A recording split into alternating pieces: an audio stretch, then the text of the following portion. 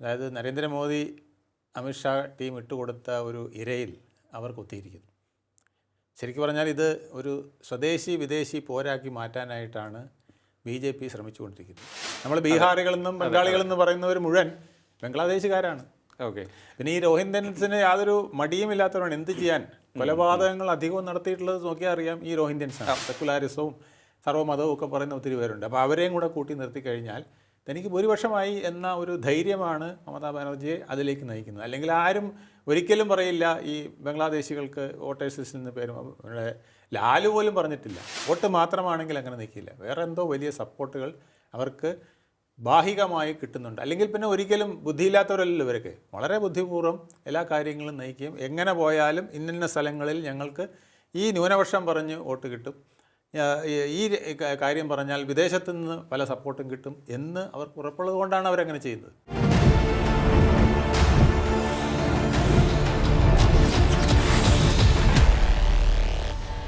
നമസ്കാരം. ടോക്കിംഗ് പോയിന്റിലേക്ക് സ്വാഗതം. പശ്ചിമ ബംഗാൾ നമ്മുടെ രാജ്യത്ത് വളരെ വലിയ പ്രത്യേകതകളുള്ളൊരു സംസ്ഥാനമാണ്. അത് രാഷ്ട്രീയമായിട്ടാണെങ്കിലും സാംസ്കാരികമായിട്ടാണെങ്കിലും സാഹിത്യപരമായിട്ടാണെങ്കിൽ തന്നെയും.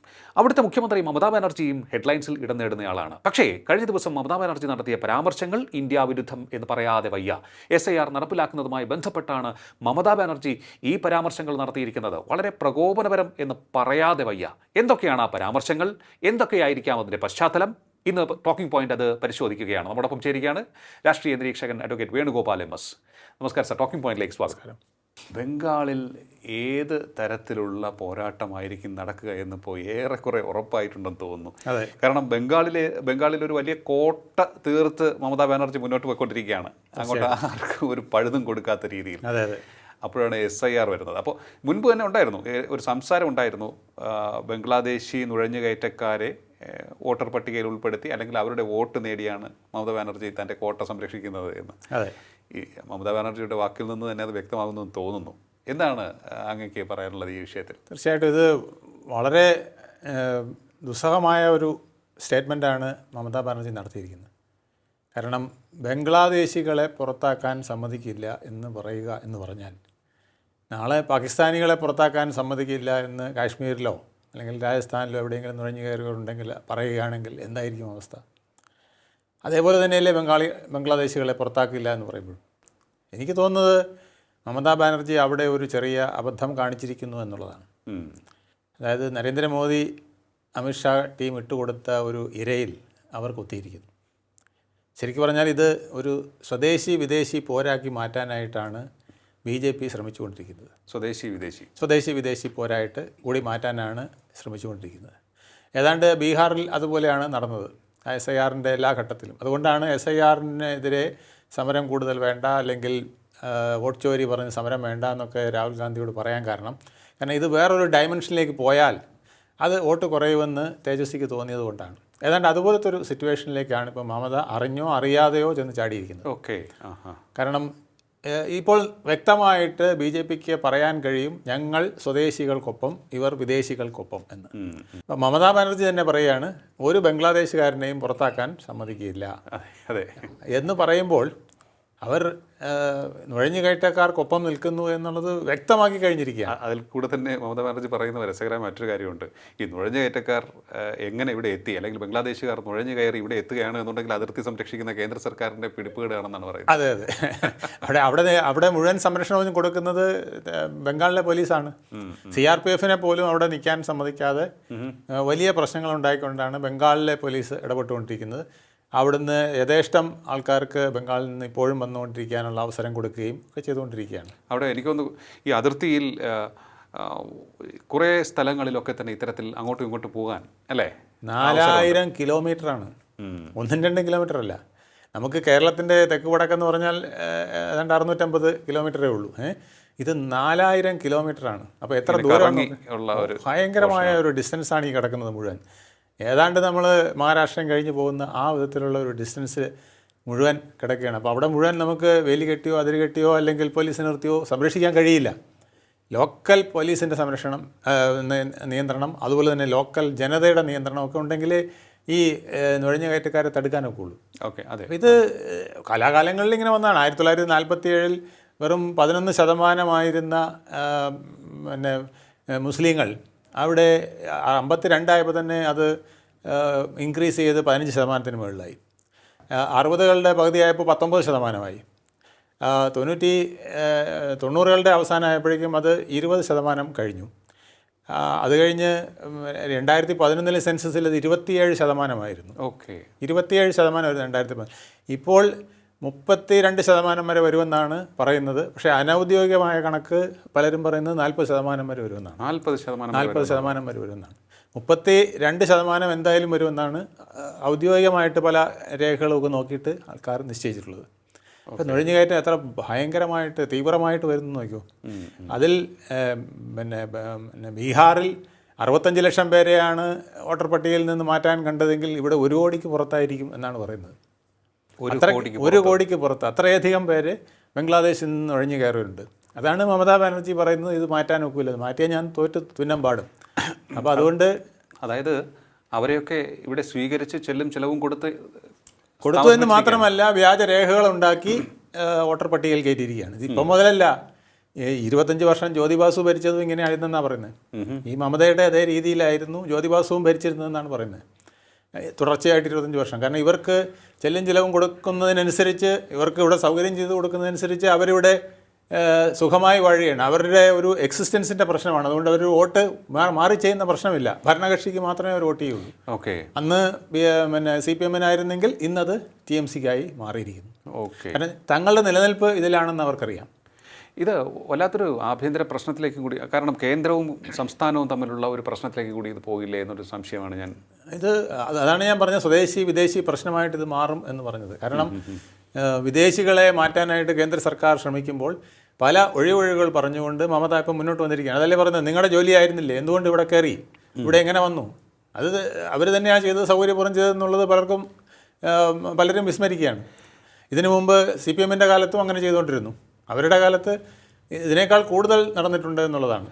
മറ്റൊരു കാര്യം മമത പറയുന്നത്, ബംഗ്ലാദേശിൽ നിന്നുള്ള ഹിന്ദുക്കളെ BJP-ക്കാർ പണം കൊടുത്ത് പൗരത്വം നൽകുന്നു എന്നാണ് ഒരു ആക്ഷേപം ഉന്നയിച്ചിരിക്കുന്നത്. ശരിക്കും പറഞ്ഞാൽ അത് നടന്നിട്ടില്ലെന്നാണ് പറയുന്നത്. കാരണം 12 ലക്ഷത്തിലധികം പേരെ പോലും അവർക്ക് ഇതിനകത്ത് ഉൾക്കൊള്ളിക്കാൻ കഴിഞ്ഞിട്ടില്ല ഇപ്പോഴത്തെ പൗരത്വ നിയമത്തിൻ്റെ എതിർപ്രകാരം. ശരിക്കും പറഞ്ഞാൽ 1 കോടിയോളം അവിടെയും അത്തരത്തിലുള്ള ആൾക്കാരുണ്ടെന്നാണ് പറയുന്നത്. പല വിധത്തിൽ പൗരത്വം കിട്ടാത്തവർ, അവർക്ക് പണ്ട് മുതലേ പൗരത്വം കിട്ടാതെ കിടപ്പുണ്ട്. വേറൊരു വിഷയമുണ്ട്, ബംഗ്ലാദേശിൽ നിന്നും മുസ്ലിങ്ങൾ എന്തുകൊണ്ട് നാട് വിട്ടു പോകുന്നു എന്നൊരു ചോദ്യമുണ്ട്. പക്ഷേ അതിനേക്കാൾ അപ്പുറത്തേക്ക് ബംഗ്ലാദേശിലെ ഹിന്ദുക്കളുടെ ജീവിതം അവിടെ ദുസ്സഹമായിട്ടുണ്ട് എന്നുള്ളതാണ് കഴിഞ്ഞ കുറേ നാളുകളായി നമുക്ക് കാണാൻ സാധിക്കുന്നത്. അതെ, ആ ഒരു സാഹചര്യം ഇവിടെ എന്തുകൊണ്ട് ഇന്ത്യയിലെ രാഷ്ട്രീയ പാർട്ടികൾ കണക്കിലെടുക്കുന്നില്ല എന്നുള്ളതാണ്. കേന്ദ്ര സർക്കാർ അവർ വോട്ട് ബാങ്ക് അല്ലാത്തതുകൊണ്ട് അവരെ ആരും വോട്ടേഴ്സ് ലിസ്റ്റിൽ കയറ്റാനോ അല്ലെങ്കിൽ അവർക്ക് പൗരത്വം കൊടുക്കാനോ നിന്നില്ല. അതേസമയം വരുന്ന മുസ്ലിം പിന്നെ നുഴഞ്ഞു കയറ്റക്കാരാണെങ്കിൽ അവർ വോട്ട് ബാങ്കാണ്. അവർ വളരെയധികം ശക്തിയോടെ അവിടെ നിൽക്കുന്ന സ്ഥലങ്ങളാണ്. ഇപ്പോൾ തന്നെ 24 പർഗാന എന്ന് പറയുന്ന പിന്നെ ഇപ്പം മമതാ ബാനർജി പ്രസംഗിച്ച സ്ഥലം, ആ സ്ഥലം എന്ന് പറയുന്നത് 60% മുസ്ലിങ്ങൾ തിങ്ങിപ്പാർക്കുന്ന സ്ഥലമാണ്. അപ്പോൾ അവിടെ നിന്നാണ് മമതാ ബാനർജി ഇത് പറയുന്നത്. നിങ്ങളെയെല്ലാം ഞാൻ സംരക്ഷിക്കും, ഏതെങ്കിലും ഒരു ബംഗ്ലാദേശുകാരനെ ഇവിടുന്ന് ഡീലിസ്റ്റ് ചെയ്യുകയാണെങ്കിൽ നമുക്ക് കേന്ദ്ര ഗവൺമെൻറ്റിനെയും ഇതുപോലെ തന്നെ ഡീലിസ്റ്റ് ചെയ്യണം എന്നാണ് അവിടെ പ്രഖ്യാപിച്ചത്. നിങ്ങളെ പുറത്താക്കുന്നെങ്കിൽ കേന്ദ്ര ഗവൺമെൻറ്റിനെ പുറത്താക്കാനായിട്ട് നിങ്ങൾ നിൽക്കണം. വേറൊന്നുകൂടെ മമതാ ബാനർജി പറഞ്ഞു, ഞാനിവിടെ ഈ പോരാട്ടം നടത്തുമ്പോൾ നിങ്ങൾ എന്നെ ബുദ്ധിമുട്ടിക്കുകയും ബംഗ്ലാദേശുകാരെ മുഴുവൻ പുറത്താക്കുകയും ചെയ്താൽ ഞാൻ പുറത്തു വരും. ഇന്ത്യക്കെതിരെ, അവർ BJP-ക്കെതിരെ ഒന്നുമല്ല പറഞ്ഞത്, ഇന്ത്യയുടെ അടിത്തറ ഇളക്കുന്ന രീതിയിൽ ഞാൻ മുന്നോട്ട് വരുമെന്നാണ് പറഞ്ഞത്. ആ സ്റ്റേറ്റ്മെൻറ്റ് ഞാൻ അന്തം വിട്ടുപോയി. തീർത്തും രാജ്യവിരുദ്ധ പ്രസ്താവനയാണ് നടത്തിയിരിക്കുന്നത്. പക്ഷേ അവരെ ഇപ്പം വേറൊരു വിധത്തിലും ഈ ഇലക്ഷൻ സമയത്ത് ഡിസ്റ്റർബ് ചെയ്യാനും പറ്റില്ല. കാരണം വളരെ ഇലക്ഷൻ്റെ സമയമാണ്. അവർ അങ്ങനത്തെ ഉള്ള എന്തെങ്കിലും പ്രശ്നമുണ്ടായാൽ അവരെ ഒന്ന് അറസ്റ്റ് ചെയ്യുകയോ ചെയ്താൽ അത് സീനാക്കി ഇന്ത്യ മുഴുവൻ ഒരു സീനാക്കാൻ ശ്രമിക്കുകയും അതിന് കഴിവുള്ള ഒരു നേതാവും കൂടെയാണ് മമതാ ബാനർജി. അവരെ പിടിച്ചു കെട്ടാനായിട്ട് ഇന്ദിരാഗാന്ധി എത്രയോ പ്രാവശ്യം നോക്കിയതാണ്, ചെറുതാക്കി നിർത്താൻ എത്രയോ പ്രാവശ്യം നോക്കിയാണ്, നടന്നില്ല. വേണ്ട ആദ്യം സൗകര്യങ്ങൾ ചെയ്തു കൊടുത്തു നോക്കി, അതും കോൺഗ്രസിനകത്ത് നിന്നില്ല. അത് കഴിഞ്ഞിട്ട് പിന്നെ പിടിച്ചു കെട്ടാൻ നോക്കി, നടന്നില്ല. പിന്നെ പുറത്ത് ചാടി. അപ്പോൾ അങ്ങനെ ഒരു പോരാട്ട ശൈലിയാണ് അവർ തുറന്നു വരുന്നത്. അതിനെ വോട്ട് കിട്ടാനായിട്ട് എന്ത് വേണോ അതെല്ലാം അവർ പ്രയോഗിക്കുകയും ചെയ്യും. എനിക്ക് തോന്നുന്നു ഈ തുടർ വിജയങ്ങൾ അവരെ തരത്തിലേക്ക് ഒരു ഡീറെയിൽ ചെയ്ത് വിട്ട പോലെ ഒരു സാഹചര്യം ഉണ്ടാക്കിയെന്ന് തോന്നുന്നു അല്ലേ? അവർ നേരിന്റെ പാതയിൽ നിന്നും മാറിപ്പോകുന്നു എന്നൊരു സംശയം. അവരത് വളരെ ബുദ്ധിപൂർവ്വമാണ് ഇത് കൈകാര്യം ചെയ്യുന്നത്. കാരണം 1 കോടിയിൽ അധികം നുഴഞ്ഞുകയറ്റക്കാരുണ്ടെന്ന് പറയുമ്പോൾ പിന്നെ അവിടെ 294 സീറ്റാണുള്ളത്. 300 സീറ്റ് കൂട്ടിയാലും നമ്മൾ നോക്കിയുള്ളൂ. അപ്പോൾ 4,000 വോട്ടിന് അടുപ്പിച്ച് ഓരോ മണ്ഡലത്തിലും അവർക്ക് വേണമെങ്കിൽ വിന്യസിക്കാൻ കഴിയുന്ന വിധത്തിലാണ് അതിൻ്റെ പോക്ക് നിൽക്കുന്നത്. 4,000 വോട്ട് ഇവിടുന്ന് അപ്പുറത്ത് പോകുമ്പോൾ 8,000 വോട്ടിൻ്റെ ഡിഫറൻസാണ്. വലിയ വ്യത്യാസമാണ് മാർജിനിൽ വരുന്നത്. 2019 നരേന്ദ്രമോദിക്ക് വലിയ തമ്പിങ് മെജോറിറ്റി കിട്ടിയ സന്ദർഭത്തിൽ അവിടെ 18 സീറ്റ് പിടിക്കാൻ കഴിഞ്ഞു MP പാർലമെൻറ്റിലേക്ക്.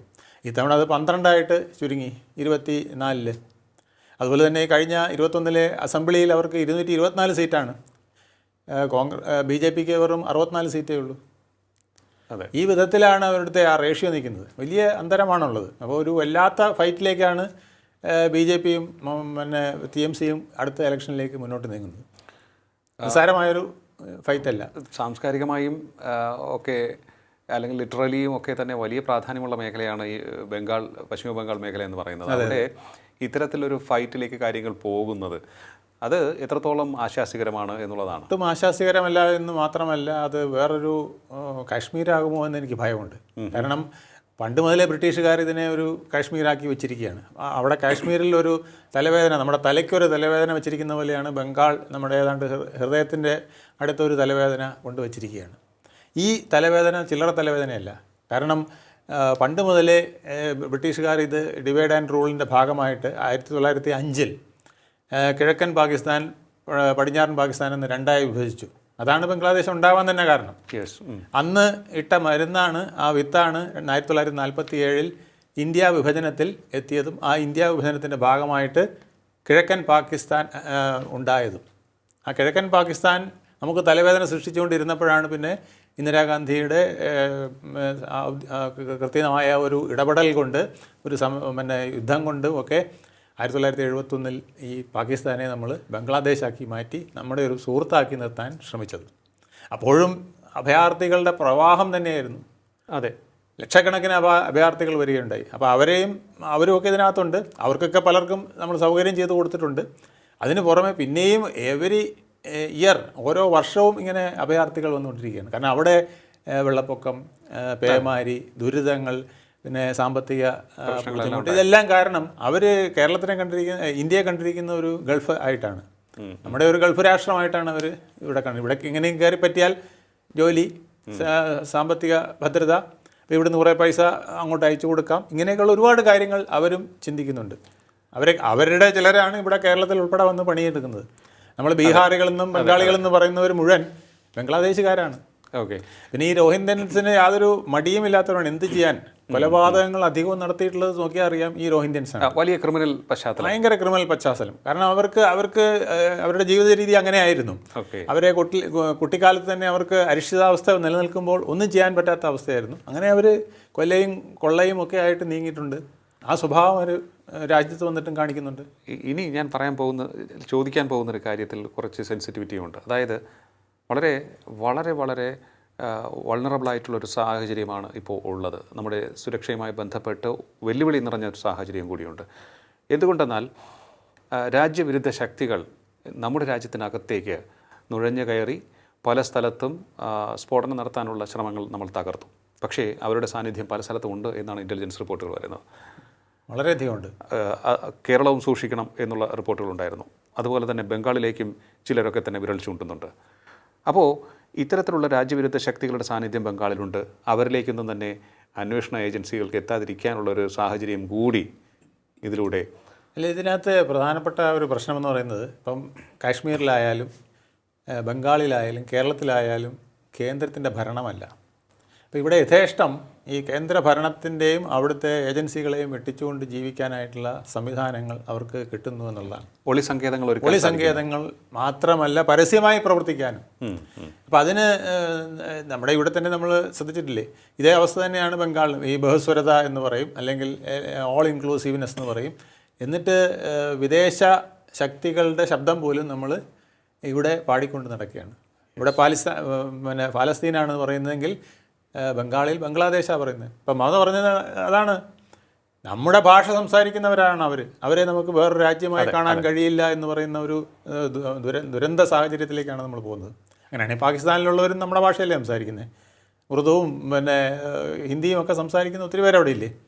അപ്പോൾ അങ്ങനെയാണെങ്കിൽ അവരും നമ്മുടെ ആളിലല്ലേ, നമ്മുടെ ആളിലായിരുന്നു. പക്ഷേ നമ്മളുമായിട്ട് യുദ്ധം ചെയ്യാൻ നിൽക്കുമ്പോൾ, നമ്മളെ നശിപ്പിക്കാൻ നിൽക്കുമ്പോൾ അവർ നമ്മുടെ ആളിലല്ല, ശത്രുക്കളാണ്. അപ്പോൾ ആ ഒരു പ്രശ്നം ഉൾക്കൊള്ളാൻ കഴിയാതെ നിൽക്കുന്ന 3 സംസ്ഥാനങ്ങളാണ് കാശ്മീരും ബംഗാളും കേരളവും. അത് വരുന്ന നാളുകളിൽ ഒരു തലവേദന തന്നെയാണെന്ന് കേന്ദ്രം പലപ്പോഴും കണക്ക് കൂട്ടിയിട്ടുമുണ്ട്. അല്ല, ഇവിടെ നമ്മൾ ചർച്ച ചെയ്യുന്ന ഒരു കാര്യം SIR-ലാണ് തുടങ്ങിയതെങ്കിലും ഇപ്പോൾ രാജ്യവിരുദ്ധ ശക്തികളുടെ ഒരു കേന്ദ്രീകരണം അവിടേക്കുണ്ടോ എന്ന് സംശയിക്കേണ്ട ഒരു സാഹചര്യം കൂടിയുണ്ട്. ബംഗ്ലാദേശിലെ നിലവിലെ രാഷ്ട്രീയ സാഹചര്യം നമ്മൾ പരിശോധിക്കേണ്ടതുണ്ട്. കാരണം ബംഗ്ലാദേശിലേക്ക് ഇന്ത്യ വിരുദ്ധ ശക്തികളും കൂടിയാണ് കടന്ന് കയറി അവിടുത്തെ സർക്കാരിനെ അസ്ഥിരപ്പെടുത്തുകയും അവിടുത്തെ പ്രസിഡന്റ് നമ്മുടെ രാജ്യത്തേക്ക് അഭയം തേടുകയും ഒക്കെ ചെയ്തിരിക്കുന്ന ഒരു സാഹചര്യമുണ്ട്. അവിടെ അമേരിക്കയുടെ ഒരു ശ്രമത്തിൻ്റെ ഫലമായിട്ട് ജമാഅത്തെ ഇസ്ലാമിയെ ഉപയോഗിച്ചുകൊണ്ട് അവിടുത്തെ ഭരണത്തെ അട്ടിമറിച്ചു എന്നാണ് ഇപ്പോൾ കാണുന്നത്. ഇന്ത്യക്ക് ചുറ്റും അസ്ഥിരത സൃഷ്ടിക്കുക, ഇന്ത്യക്ക് അകത്തേക്ക് നുഴഞ്ഞു കയറി ഇന്ത്യയും തകർക്കുക എന്നുള്ളതായിരുന്നു അവരുടെ ലക്ഷ്യം. എന്തായാലും അവിടെ അത്തരത്തിലൊരു ശ്രമമുണ്ട് എന്നുണ്ടെങ്കിൽ ഇതിന് ഒരു ഇൻ്റർനാഷണൽ കണക്ഷൻ കൂടി ഉണ്ടാകാനുള്ള സാധ്യതയുണ്ട്. കാരണം അവർക്ക് ആരെയും ഉപയോഗിക്കാൻ സാധിക്കും. ഇന്ത്യക്കകത്തെ പ്രമുഖരായിട്ടുള്ള രാഷ്ട്രീയ നേതാക്കളെ ഉപയോഗിക്കാൻ സാധിക്കും. കാരണം പ്രബലരാണ്. ഇന്ത്യയുടെ ശത്രുക്കൾ പ്രബലരാണ്. അമേരിക്ക എന്ന് പറയുമ്പോൾ പ്രബലനാണ്. അപ്പോൾ അമേരിക്ക തീർച്ചയായിട്ടും ഇന്ത്യയെ അസ്ഥിരപ്പെടുത്താൻ ശ്രമിച്ചുകൊണ്ടിരിക്കുന്നു എന്ന വിലയിരുത്തൽ വളരെ ഗൗരവത്തോടുകൂടി നമ്മൾ എടുക്കേണ്ടതാണ്, തള്ളിക്കളയാൻ സാധിക്കില്ല. കാരണം നിലവിലെ സാഹചര്യം കൊണ്ട്. അപ്പോൾ ദേ മേ അല്ലെങ്കിൽ they might use Mamata Banerjee. Mamata ബാനർജിയെ ഉപയോഗിക്കാം. കാരണം വലിയൊരു സംസ്ഥാനമാണ്. ഉപയോഗിക്കാമെന്നല്ല, ഉപയോഗിക്കുന്നുണ്ട് എന്ന് സംശയം തോന്നുന്ന വിധത്തിലാണ് ഇന്നലെ അവരുടെ പ്രസ്താവന. ബംഗ്ലാദേശികളെ വോട്ടേഴ്സ് ലിസ്റ്റിൽ നിന്ന് ഒഴിവാക്കാൻ സമ്മതിക്കില്ല. അതെന്താണ്? നമുക്കൊരിക്കലും രാജ്യത്തിന് നേരെ ഒരു തുറന്ന വെല്ലുവിളി. അതാണ് ഞാൻ പറഞ്ഞത്. സ്വദേശി വിദേശി പോരവിടെ നടക്കാനുള്ള സാഹചര്യം ഉണ്ടാക്കിയിരിക്കുകയാണ്. അത് മമത അപ്പോഴും വിചാരിക്കുന്നത് അതെനിക്ക് തന്നെ ഗുണം ചെയ്യുന്നതാണ്. കാരണം 40% ആൾക്കാർ അവിടെ ഇത്തരത്തിൽ ഉണ്ടെങ്കിൽ, മുസ്ലിം അടക്കമുള്ളവരുണ്ടെങ്കിൽ തീർച്ചയായിട്ടും തനിക്കാണ് ഇതിൻ്റെ ഗുണം. പിന്നെ കുറച്ച് ഹിന്ദുക്കളെ കൂടെ പിടിച്ചാൽ മതിയല്ലോ. അപ്പോൾ അവിടെ കമ്മ്യൂണിസ്റ്റുകാരായിരുന്ന പല ഹിന്ദുക്കളും, നമ്മളെ കേരളത്തിലെ പോലത്തെ അവസ്ഥയുണ്ട്. ഈ ഹിന്ദുയിസത്തിൽ വിശ്വസിക്കാത്ത അല്ലെങ്കിൽ അതിൽ ഉൾക്കൊള്ളാത്ത ഒരുപാട് ഹിന്ദുക്കളുണ്ട്. പിന്നെ സെക്കുലാരിസവും സർവ്വമതവും ഒക്കെ പറയുന്ന ഒത്തിരി പേരുണ്ട്. അപ്പോൾ അവരെയും കൂടെ കൂട്ടി നിർത്തി കഴിഞ്ഞാൽ തനിക്ക് ഭൂരിപക്ഷമായി എന്ന ഒരു ധൈര്യമാണ് മമതാ ബാനർജിയെ അതിലേക്ക് നയിക്കുന്നത്. അല്ലെങ്കിൽ ആരും ഒരിക്കലും പറയില്ല ഈ ബംഗ്ലാദേശികൾക്ക് വോട്ടേഴ്സ് ലിസ്റ്റിൽ നിന്ന് പേരും. ലാലു പോലും പറഞ്ഞിട്ടില്ല, തേജസ്വി പറഞ്ഞിട്ടില്ല. അവരൊക്കെയാണ് പലപ്പോഴും പല വിഡിത്തങ്ങൾ പറയുന്നത്. ഇത് വിഡിത്തമല്ല, മമതാ ബാനർജി എല്ലാം അറിഞ്ഞുകൊണ്ട് പറയുന്ന ആളാണ്, ബുദ്ധിപൂർവ്വം സംസാരിക്കുന്ന ആളാണ് മമതാ ബാനർജി. അങ്ങനെ അത്തരത്തിലൊരു പോരിന് തയ്യാറുണ്ടെങ്കിൽ വന്നോളൂ എന്നുള്ളതാണ് ഇപ്പം നടത്തിയിരിക്കുന്ന വെല്ലുവിളി. അമിത്ഷായ്ക്കും നരേന്ദ്രമോദിക്കും കൊടുത്തിരിക്കുന്ന വെല്ലുവിളി കൂടെയാണ്. പക്ഷേ അത് ആ വെല്ലുവിളി അവർ ഏറ്റെടുക്കുകയാണെങ്കിൽ ഒരു വലിയ സംഘടനം തന്നെയാണ് അവിടെ നടക്കുക. അവർ വെല്ലുവിളി ഏറ്റെടുക്കും എന്നുള്ളതിനും എനിക്ക് സംശയമില്ല. അത്തരത്തിലൊരു വലിയ പോരിനുള്ള വേദിയായിരിക്കും 2026 തെരഞ്ഞെടുപ്പ്. അതിനു മുമ്പ് നടക്കുന്ന SIR. SIR-ൽ തീർച്ചയായിട്ടും ഒരുപാട് പേരുകൾ വെട്ടിനിരത്തും. അതുപോലെ തന്നെ ഹിന്ദുക്കളായ കുറേ പേർക്ക് പൗരത്വം കൊടുക്കാനായിട്ട് ബംഗ്ലാദേശിൽ നിന്ന് വന്ന് വർഷങ്ങളായി ഇവിടെ താമസിക്കുന്ന, തഴയപ്പെട്ടിരിക്കുന്ന, കമ്മ്യൂണിസ്റ്റ് ഭരണത്തിൻ്റെ കാലത്തും അത് കഴിഞ്ഞിട്ട് TMCയുടെ ഭരണകാലത്തും തഴയപ്പെട്ടിരിക്കുന്ന ഒരുപാട് ഹിന്ദുക്കളുണ്ട്.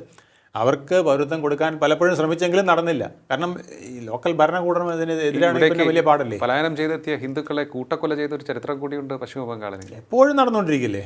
തീവെപ്പും കൂട്ടക്കൊലയിലും എല്ലാം ഈ വിഭാഗത്തിന് വലിയ ദോഷം സംഭവിക്കാറുണ്ട്. ആ വിഭാഗത്തിന് ചവിട്ടി ഒതുക്കാറുണ്ട്.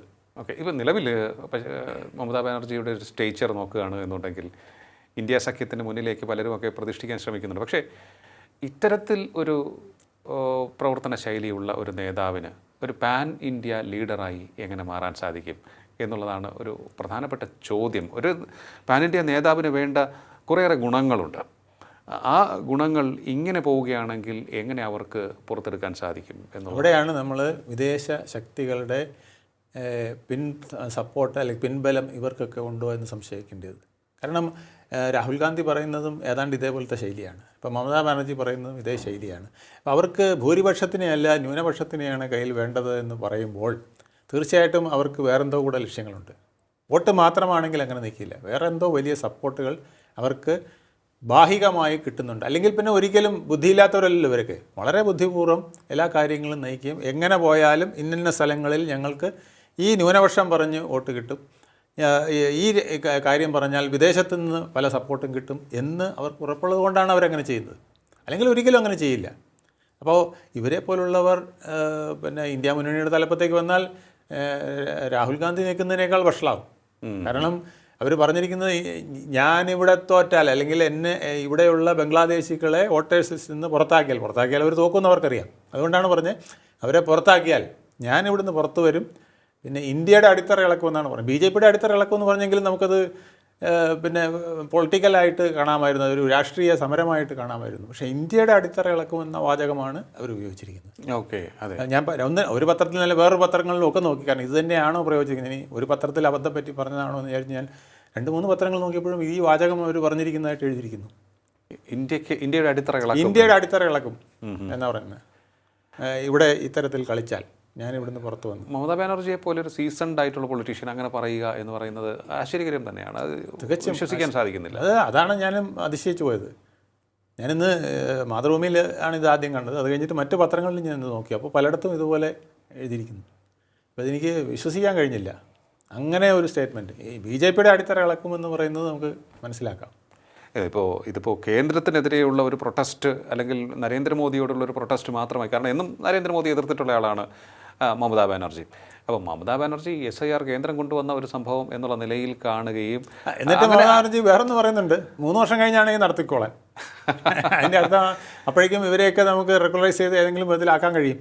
മനസ്സിലായില്ലേ? 1 വർഷം കഴിഞ്ഞാൽ എല്ലാവർക്കും വോട്ടേഴ്സിൽ പേരും കൊടുത്ത് ഇതെല്ലാം ചെയ്ത് പല വിധത്തിൽ പിന്നെ പൗരത്വ പ്രശ്നങ്ങളും അതും ഇതൊക്കെ കുറേ പരിഹരിച്ച് കുറേ പേരെ ഉൾക്കൊള്ളുത്താൻ, കുറേ പേരെ വേണമെങ്കിൽ തഴഞ്ഞോട്ടെ, കുഴപ്പമില്ല.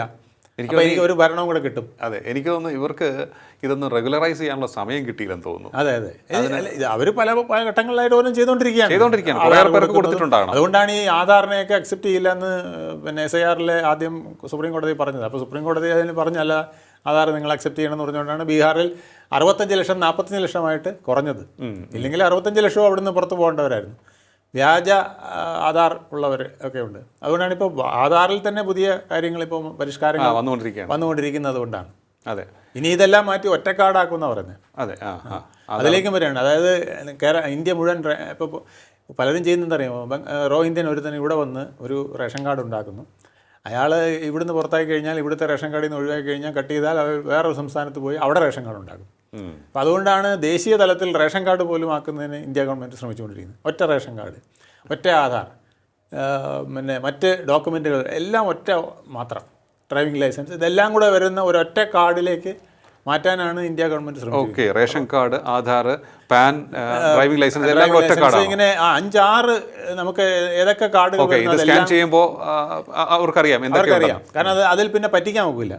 ഈ ഇതുപോലത്തെ ഡ്യൂപ്ലിക്കേഷൻ നടത്താം. ഇപ്പോൾ റേഷൻ കാർഡ് ഇവിടെ അവിടെ ഒപ്പിക്കാം, ഇലക്ഷൻ ID ഇവിടെ അവിടെ ഒപ്പിക്കാം. ഈ ഇലക്ഷൻ ID ഒക്കെ ഇതിനകത്ത് വരും കേട്ടോ. അതായത് ഇന്ത്യ മുഴുവൻ ഒറ്റ വോട്ടേ കാണുള്ളൂ നമുക്ക്. ഒറ്റ കാർഡായിരിക്കും. ആ കാർഡിനകത്ത് നമ്മുടെ ആധാർ മുതൽ ഇലക്ഷൻ ID വരെയുള്ള ഒരു 5-8 ഡോക്യുമെൻറ്റ്സ്, നമ്മുടെ റേഷൻ കാർഡ് ഉൾപ്പെടെ വരുന്ന ഒരു സംവിധാനത്തിലേക്കാണ് ഇന്ത്യ ഗവൺമെൻറ് ശ്രമിച്ചുകൊണ്ടിരിക്കുന്നത്. അതൊക്കെ ഘട്ടം ഘട്ടമായിട്ട് അവർ നടപ്പിലാക്കും എന്നുള്ളതാണ്. അപ്പോൾ ഇത്തരത്തിൽ അതായത് രാജ്യത്തിനെതിരെ പൊരുതുന്ന ഒരു ശക്തിയായി മമതാ ബാനർജി മാറുന്നു. അങ്ങനെയാണെങ്കിൽ ഇന്ത്യ മുന്നണിയെയും അത് ദോഷകരമായി ബാധിക്കില്ലേ? അതെ, ഇന്ന് ഇന്ത്യ മുന്നണിയിലേക്ക് അവരിപ്പോൾ വരാതിരിക്കുന്നത് ഈ ഫൈറ്റ് കണ്ടുകൊണ്ടാണ്.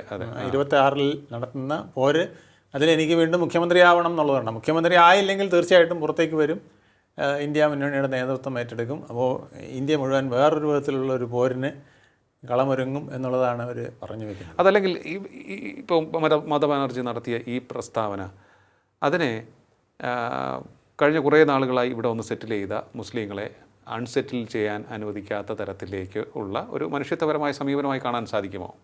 അല്ല, ആ ഒരു വേർഷനാണ് അവർ ഉയർത്തുന്നത്. പക്ഷേ അതെങ്ങനെ നമുക്ക് ഉൾക്കൊള്ളാൻ കഴിയുമെന്നുള്ളതാണ് ചോദ്യം. അതെ, കാരണം ബംഗ്ലാദേശ് എന്ന് പറയുന്ന സ്ഥലത്ത് നിന്ന് ഇവിടെ വന്ന് താമസിക്കുന്നവർ പിന്നെ അങ്ങനെ അനുവദിക്കുകയാണെങ്കിൽ പാകിസ്ഥാനിൽ നിന്ന് വന്നവരെയും നമ്മൾ അനുവദിക്കണം.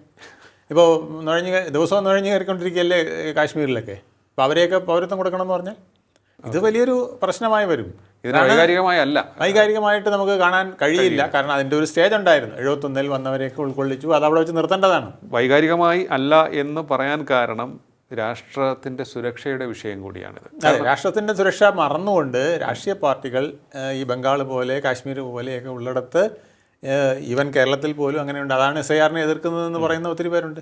കാരണം SIR വരട്ടെ, അപ്പോൾ അറിയാം എത്ര പേരെ വെട്ടിനിരത്തി എന്നുള്ളത് എന്ന് പറയുന്നവരുണ്ട്. അപ്പം പലയിടത്തും SIR വന്നാൽ പല ഇന്ത്യൻ പൗരത്വം ഇല്ലാത്തവർ അല്ലെങ്കിൽ വേറെ ഡോക്യുമെൻറ്റുകൾ, രഹസ്യ ഡോക്യുമെൻറ്റുകൾ ഉപയോഗിച്ച്, തെറ്റായ ഡോക്യുമെൻറ്റുകൾ ഉപയോഗിച്ച് പൗരത്വം നേടിയവരൊക്കെ പുറത്താകും എന്നുള്ളതാണ്.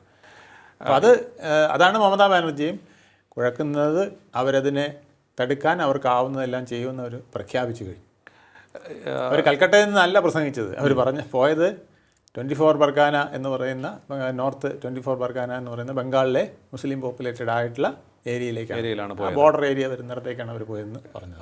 അവിടെയും ഈ വൈകാരികമായ ഒരു ഇളക്കി മറിച്ചിൽ നടത്തി തനിക്ക് അനുകൂലമായി രാഷ്ട്രീയ സാഹചര്യം കൂടുതൽ ഉണ്ടാക്കുക എന്നുള്ളതായിരിക്കും. അതാണ് അവർ ഉദ്ദേശിക്കുന്നത്. ഇപ്പം തന്നെ അതിനുള്ള ഒരു നീക്കമാണ് നടത്തുന്നത്. അപ്പോൾ ഇത് അവിടെ മാത്രമല്ല, അവിടുത്തെ 294 മണ്ഡലത്തിലും ഇത് എവിടെയൊക്കെ മുസ്ലിങ്ങളുണ്ടോ അവർക്കെല്ലാം ഇതൊരു ഫീലിംഗായി വരണം. അങ്ങനെ ഒരു വോട്ട് ബാങ്കിനെ ക്രിയേറ്റ് ചെയ്യണം എന്നുള്ളതാണ് അവരും ഉദ്ദേശിക്കുന്നത്. അവരുടെ കയ്യിൽ ഇപ്പം അസറ്റുണ്ട്. കാരണം വോട്ടേഴ്സ് ലിസ്റ്റിൽ പണ്ടൊക്കെ തെറ്റായി വ്യാജമായി കയറ്റിയവരുടെ സാധനം അവരുടെ കയ്യിൽ ഇരിക്കുകയാണ്. അതേസമയം കേന്ദ്ര ഗവൺമെൻറ്റിൽ അതില്ല. അവർ ഇതിൽ നിന്ന് വെട്ടിക്കളഞ്ഞാലേ അവർക്ക് ഗുണമുള്ളൂ. അപ്പോൾ ഈ വെട്ടിക്കളയാൻ സമ്മതിക്കാതിരിക്കുക, അങ്ങനെ ഒരു വലിയ സംഘർഷം ഉണ്ടാക്കുക, അങ്ങനെ ഈ വെട്ടിക്കളയാത്തവരെ കൂടെ ചേർത്തുകൊണ്ട് എനിക്ക് വീണ്ടും 224 അല്ലെങ്കിൽ അതിലധികമോ സീറ്റുകൾ പിടിച്ചുകൊണ്ട് 294 അംഗ അസംബ്ലിയിൽ ഒന്നാമതെത്തുക എന്നുള്ള തന്ത്രമാണ്. അടുത്ത മുഖ്യമന്ത്രി വീണ്ടും ആവുക എന്നുള്ള തന്ത്രം തന്നെയാണ്. 2024-നും 2002-നും ഇടയിലുള്ള വിഷയമാണ് ഇവിടെ പരിശോധിക്കുന്നത്. 2002-ൽ തീവ്ര വോട്ടർ പട്ടിക പരിഷ്കരണം ഉണ്ടായിരുന്നു. ഏറ്റവും ലാസ്റ്റ് നടന്നപ്പോൾ വോട്ടർ പട്ടിക പരിഷ്കരണം നടന്നപ്പോഴാണ്. അതിനുശേഷമാണ് ഇത്രയും സമയം. അതിന് പോലും ആ 2002-ലെ വോട്ടർ പട്ടിക പരിഷ്കരണത്തിൽ പോലും ഇത്തരം കാര്യങ്ങളൊന്നും ചിന്തിച്ചിട്ടില്ല, നോക്കിയിട്ടില്ല എന്നുള്ളതാണ്. അതെ. ഇപ്പോഴാണ് പറയുന്നത് ഈ വെസ്റ്റ് ബംഗാളിൽ ജ്യോതിബാസുവിൻ്റെ സർക്കാരിൽ പോലും ഈ രീതിയിലാണ് ഭരണം നിലനിർത്തിക്കൊണ്ട് പോയിരുന്നത് എന്നുള്ളത്. അപ്പോൾ അതൊന്നും കോൺഗ്രസ് പോലും ശ്രദ്ധിച്ചിരുന്നില്ല എന്നുള്ളതാണ്. കോൺഗ്രസിന് അന്ന് ബംഗാൾ പിടിക്കണമെന്നുണ്ടായിരുന്നെങ്കിൽ അവർ ഇതൊക്കെ നിയന്ത്രിച്ചിരുന്നെങ്കിൽ അവർ കഴിയുമായിരുന്നു. അവർ ആ വിഷയങ്ങളിലേക്കൊന്നും ചികഞ്ഞു പോയിട്ടില്ല. എന്തുകൊണ്ടാണ് ഇങ്ങനെ 25 വർഷം ഒരേ പാർട്ടി തന്നെ ജയിക്കുന്നതെന്ന് അവർ ചിന്തിച്ചില്ല. ആ രീതിയിൽ. പക്ഷേ BJP അങ്ങനെയല്ല. BJP ഒരു ഇലക്ഷനിൽ തന്നെ ഒരാൾ ജയിച്ചാൽ അത് എന്തുകൊണ്ട് അയാൾ അവിടെ ജയിച്ചു, അടുത്ത തവണ അയാൾ അങ്ങനെ ജയിക്കാതിരിക്കാൻ എന്ത് വേണമെന്ന് ചിന്തിക്കുന്നൊരു ശൈലിയാണ് അവർക്കുള്ളത്. അതാണ് ബീഹാറിലും നമ്മൾ കണ്ടത്, മറ്റ് മഹാരാഷ്ട്രയെ കണ്ടത്. പാർലമെൻറ്റ് ഇലക്ഷനിൽ ഇങ്ങനെ ഒരു കാര്യം സംഭവിച്ചു. അതിൻ്റെ ജസ്റ്റ് ഓപ്പോസിറ്റായിട്ട് ഏതാനും മാസങ്ങൾക്കാണ് സംഭവിക്കും. ഇതാണ് രാഹുൽ ഗാന്ധിക്ക് പിടികിട്ടാത്തത്. ഇതെങ്ങനെ മറിമായം? ഹരിയാനയിൽ ഇതുപോലെ സംഭവിച്ചു, എങ്ങനെ മറിമായം എന്നാണ് ചോദിക്കുന്നത്. ഡൽഹിയിൽ ഇത് സംഭവിക്കുന്നു, പിന്നീട് ബീഹാറിൽ ഇപ്പോൾ സംഭവിച്ചു. നാളെ ബംഗാളിലേക്കും ഗംഗാനദി പാറ്റ്ന വഴി ഒഴുകുമെന്ന് നരേന്ദ്രമോദി പറഞ്ഞതിൻ്റെ അർത്ഥം ഇതാണ്. അവിടെയും SIR ഞങ്ങൾ സ്ട്രിക്റ്റായിട്ട് നടപ്പിലാക്കും. അതുവഴി അധികമായി മമത കൈകാര്യം ചെയ്യുന്ന വോട്ടുകൾ നമ്മൾ വെട്ടിമാറ്റും എന്നുള്ളത് തന്നെയാണ്. അത് വെട്ടിമാറ്റാൻ സമ്മതിക്കില്ല എന്നുള്ളതാണ് മമതയുടെയും ഇന്നലത്തെ ബോർഡർ ഡിസ്ട്രിക്റ്റിൽ പോയി നിന്നുള്ള 24 പർഗാനയിൽ പോയി നിന്നുള്ള സംസാരത്തിൻ്റെ ചുരുക്കം. യെസ്. അപ്പോൾ ഇനി എന്തായാലും തിരഞ്ഞെടുപ്പ് കമ്മീഷൻ്റെ ജോലി കൂടുതൽ കടുപ്പമേറിയതാണ്. വളരെ കടുപ്പമേറിയതാണ്. കാരണം ഇത് ചെയ്യേണ്ടത് മമതയാണ്, മമതയുടെ സർക്കാരാണ്, മമതയുടെ ജോലിക്കാരെ കൊണ്ടാണ്. അപ്പോൾ ഇത് കറക്റ്റായിട്ട് ചെയ്യാൻ അവർക്ക് താല്പര്യമില്ലെങ്കിൽ ഇത് വലിയ വിഷയമാവും. കേരളത്തിലും അതുപോലെ തന്നെയാണ്. ഈ ഗവൺമെൻറ്റാണ്, LDF സർക്കാരാണ് ഇവിടുത്തെ SIR നടപ്പിലാക്കേണ്ടത്. അവർ നടപ്പിലാക്കാൻ കഴിയില്ല എന്ന് പറഞ്ഞ് ഇപ്പോൾ തന്നെ സുപ്രീം കോടതിയിലേക്ക് കേസ് വിട്ടിരിക്കുകയാണ്. അപ്പോൾ സുപ്രീം കോടതി എന്താണ് തീരുമാനിക്കുക എന്നുള്ളത് നമുക്കറിയാൻ കഴിയില്ല. എന്തായാലും SIR നടപ്പിലാക്കേണ്ട എന്ന് സുപ്രീം കോടതിക്ക് പറയാൻ കഴിയില്ല. കാരണം സുപ്രീം കോടതിയും കൂടെ പറഞ്ഞതാണ് ഇന്ത്യ മുഴുവൻ SIR നടപ്പിലാക്കി നിങ്ങൾ ശുദ്ധീകരിക്കൂ എന്ന് പറഞ്ഞതാണ്. പിന്നെ അതിനകത്ത് ഒരുപാട് അലിഗേഷനും അപാകതയും വരുന്നെങ്കിൽ സുപ്രീം കോടതിക്കും നോക്കേണ്ടി വരും. തീർച്ചയായിട്ടും. എന്തായാലും ബംഗാൾ എന്ന് പറയുന്നത് പുകയുന്ന ഒരു കാശ്മീരാവാതെ ഇരുന്നാൽ മതിയെന്ന് മാത്രമേ നമുക്ക് ഈ നിമിഷത്തിൽ പ്രാർത്ഥിക്കാൻ കഴിയുള്ളൂ. ഈ പ്രസ്താവനകളും ഈ രീതിയിലുള്ള പോക്കും വന്നു കഴിഞ്ഞാൽ ബംഗ്ലാദേശികളെ സംരക്ഷിക്കും ഞാനെന്ന് പറയുകയാണെങ്കിൽ തീർച്ചയായിട്ടും അതൊരു സ്വദേശി വിദേശി പോരായി 2026 പോയാൽ വലിയൊരു പ്രതിസന്ധി തന്നെയാണത്. എനിക്കൊന്ന് കൂടുതൽ കാഷ്വാലിറ്റീസ് ഉള്ള ആഭ്യന്തര കലാപത്തിലേക്ക് വേണമെങ്കിൽ പോലും അവിടെ തള്ളി വിട്ടേക്കാം. തീർച്ചയായിട്ടും ഇന്ത്യയിലെ രണ്ടാമത്തെ മുസ്ലിം സ്റ്റേറ്റാണ്. മുസ്ലിങ്ങൾ ഏറ്റവും കൂടുതലുള്ള രണ്ടാമത്തെ സ്റ്റേറ്റാണ് വെസ്റ്റ് ബംഗാൾ. അപ്പോൾ അത് മുഴുവൻ ഇങ്ങനെ വന്നവരാണെന്നാണ് BJPയുടെ കൺസെപ്റ്റ്. മമത പറയുന്നത് തിരിച്ചുമാണ്. അപ്പോൾ ഈ സംഘടനമാണ് ഇനി നമ്മൾ 2026 കാണാനിരിക്കുന്നത് എന്നുള്ളതാണ്. തീർച്ചയായിട്ടും ബംഗാളിൽ നടക്കുന്ന തിരഞ്ഞെടുപ്പുകൾ ഇനി അധികം നിർണായകമായിരിക്കും. കാരണം ഇപ്പോൾ SIR നടപ്പിലാക്കാൻ അനുവദിക്കില്ല, ബംഗ്ലാദേശികളെ പുറത്താക്കാൻ അനുവദിക്കില്ല എന്ന് വളരെ വളരെ ഓപ്പണായി പറഞ്ഞുകൊണ്ട് മുഖ്യമന്ത്രി മമതാ ബാനർജി രംഗത്ത് വന്നിരിക്കുകയാണ്. തനിക്ക് ഇവിടെ നിന്നും പോകേണ്ടി വന്നാൽ ഇന്ത്യയുടെ അടിവേരിളക്കും എന്ന് പോലും അവർ പറഞ്ഞിരിക്കുകയാണ്. തീർത്തും ഇന്ത്യ വിരുദ്ധമായിട്ടുള്ള പ്രസ്താവനയുമായി എന്തുകൊണ്ട് മമതാ ബാനർജി വന്നിരിക്കുന്നു? ഇത് കേവലം പരാജയഭീതി മൂലം മാത്രമോ? ചോദ്യം വളരെ പ്രസക്തമാണ്. രാജ്യവിരുദ്ധ ശക്തികളുടെ കടന്നുകയറ്റത്തിന് ഏതെങ്കിലും തരത്തിൽ മമതാ ബാനർജി ഒത്താശ ചെയ്യുന്നുണ്ടോ? അതൊരു ചോദ്യമാണ്. എന്തായാലും കാത്തിരുന്ന് കാണേണ്ട ഒരു വിഷയം തന്നെയാണ്. രാജ്യം വെല്ലുവിളി നിറഞ്ഞൊരു സാഹചര്യത്തിലൂടെ കടന്നു പോകുമ്പോൾ, അതായത് സുരക്ഷയുമായി ബന്ധപ്പെട്ട് രാജ്യവിരുദ്ധ ശക്തികൾ രാജ്യത്തിനകത്തേക്ക് കടന്നു കയറി അവരെയൊക്കെ പലതരത്തിൽ നമ്മൾ തുരത്തിക്കൊണ്ടിരിക്കുകയാണ്. എവിടെയെങ്കിലുമൊക്കെ തന്നെ അവർക്ക് ഒളിത്താവളം ഒരുക്കുന്നവർ നമ്മുടെ രാജ്യത്തുണ്ട് എന്നതും വളരെ ആശങ്കപ്പെടുത്തുന്ന ഒരു കാര്യം തന്നെയാണ്. നമ്മുടെ തന്നെ ആളുകൾ നമുക്ക് വിഘാതമായി അല്ലെങ്കിൽ നമ്മെ തകർക്കാൻ വരുന്ന ശത്രുക്കൾക്ക് സംരക്ഷണം കൊടുക്കാൻ ചിലരെങ്കിലും നമ്മുടെ രാജ്യത്തിനകത്ത് ശ്രമിക്കുന്നു എന്നുള്ളത് വളരെ ദുഃഖകരമായിട്ടുള്ള കാര്യമാണ്. എന്തായാലും ഏത് തരത്തിലുള്ള ശക്തിയാണെങ്കിലും ദുഷ്ശക്തികളെ തകർക്കുവാൻ പോകുന്ന സംവിധാനം നമ്മുടെ രാജ്യത്തിനുണ്ട് എന്നുള്ളതും ഇവർ ഓർത്തുകൊള്ളട്ടെ.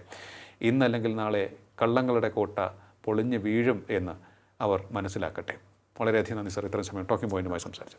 ടോക്കിംഗ് പോയിൻ്റ് ഈ അധ്യായം ഇവിടെ പൂർണ്ണമാകുന്നതിന് അടുത്ത എപ്പിസോഡ് കാണാം നമുക്ക്. നമസ്കാരം.